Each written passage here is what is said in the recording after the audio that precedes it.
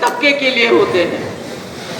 जब मैं कश्मीर में थी 96 में इलेक्शन लड़ा, तो अगर किसी कश्मीरी इलाके में, किसी आम इलाके में कोई प्रॉब्लम होती थी तो शोर मचता था, मगर ये जो दूर दराज इलाके हमारे ट्राइबल एरियाज हैं, वहां कुछ भी हो तो किसी को पता नहीं चलता था। बहुत मुसीबत थी, बहुत मुश्किलात थे। मगर आज मैं देख रही हूं कि आप लोग उन मुश्किलात को पीछे छोड़ते हुए आगे बढ़ रहे हैं। आज भी बहुत मुश्किलात हैं, पूरे मुल्क में मुश्किलात हैं। पूरे मुल्क का ऐसा माहौल बन रहा है कि लगता है कि आज हूं कल रहूं ना रहूं, पकड़ दकड़ का माहौल, उसको पकड़ो इसको पकड़ो।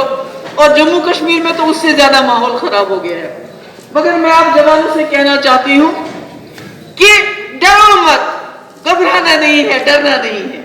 अगर आप लोग डर गए तो समझो मर गए, डरना नहीं है। डट के मुकाबला करना है, पांव ठहरा के मुकाबला करना है। इनको आज औरंगजेब याद आता है, 800 साल के बाद बाबर याद आता है। क्यों याद करते हैं? अगर ये इलेक्शन के लिए चले जाते हैं यूपी में, तो इनको बाबर क्यों याद आता है?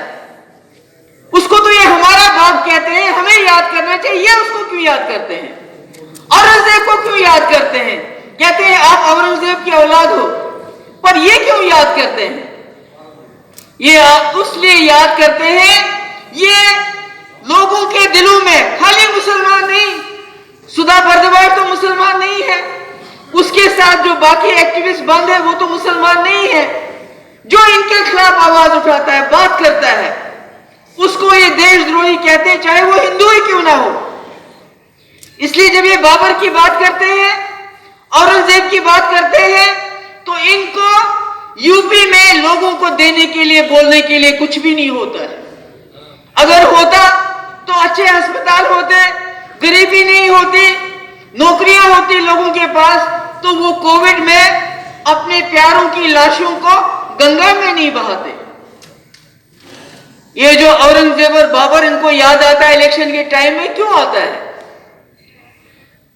ये हमको याद दिलाना चाहते हैं, गुजरात याद करो, दिल्ली याद करो, 84 के दंगे याद करो, ताकि हम डर जाएं। पर डरना नहीं है, डरना नहीं है, डट के मुकाबला करना है। और कैसे मुकाबला करना है? कलम और कागज से, पत्थर से नहीं, बंदूक से नहीं। क्योंकि खुले आम उत्तर प्रदेश में कोई संगठन आता है, बोलता है मुसलमानों को मार दो, इनको कत्ल कर दो। मगर बदकिस्मती हमारी कि जो बीजेपी के बड़े बड़े लोग हैं वो मुंह नहीं खोलते हैं। बल्कि किसी का मैं सुन रही थी, वो कह रहे थे इनको हक है अपनी बात कहने का। मैंने बार बार कहा, जम्मू कश्मीर ने गांधी के हिंदुस्तान के साथ हाथ मिलाया है, एक गंगा जमनी तहजीब के साथ हाथ मिलाया है। हम इस मुल्क को, जम्मू कश्मीर को गोडसे का मुल्क बनने नहीं देंगे। ये सही है। ये गोडसे की पूजा करते हैं और कहते हैं हम हिंदू था, मगर वो सबसे बड़ा सेकुलर था। दिन में वो 5 बार अपना पूजा पाठ करता था, वेजिटेरियन था, मांस को हाथ नहीं लगाता था। मगर मांस खाने वालों से नफरत नहीं करते थे। अगर वो नफरत करते तो जिन्ना के साथ उनकी दोस्ती नहीं होती। अगर वो नफरत करते तो जवाहरलाल नेहरू के साथ दोस्ती नहीं करते, जो हर चीज खाते थे। तो इन्होंने तो इस मुल्क का बेड़ा गर्क कर दिया और कहते हैं हम जी हिंदुओं के ठेकेदार हैं। इनको कुछ बोलो, कहते हैं आपने हिंदुओं को गाली दी। इनको कुछ बोलो तो कहते हैं आपने देश के खिलाफ बात की। ये कोई हिंदुस्तान है क्या? ये कोई ठेकेदार है क्या इस मुल्क के? ये कोई हिंदू के ठेकेदार है? मैं जानती हूँ हिंदू क्या है, मैं हिंदू के घरों में पली बड़ी हूँ। मैंने जम्मू में वक्त गुजारा हिंदू के घरों में, मैंने देखा हिंदू कैसा होता है। हिंदू हम जैसा इंसान है, मुसलमान हिंदू जैसा इंसान है। हमारी रगों में एक खून जैसा है। मगर ये तफर्रुक करना चाहते हैं।